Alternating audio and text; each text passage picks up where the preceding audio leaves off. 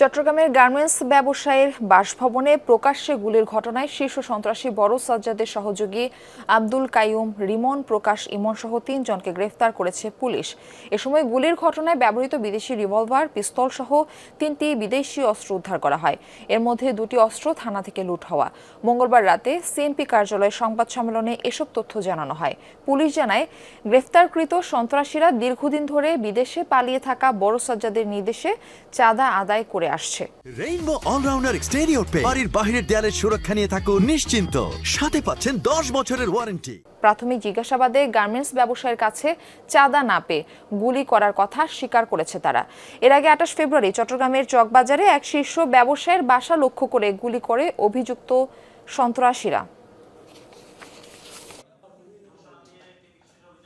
নতুন সদস্য রিক্রুটের ক্ষেত্রে তাদেরকে পবিত্র কোরআন ছেড়ে শপথ করানো হয় এবং ওই শপথের ভিডিও শীর্ষ সন্ত্রাসী সাজ্জাদের কাছে প্রেরণ করতে হয় এবং ওই নতুন সদস্য রিক্রুটের পূর্বে পুরাতন একজন বিশ্বস্ত সদস্যকে গ্যারান্টর হতে হয়।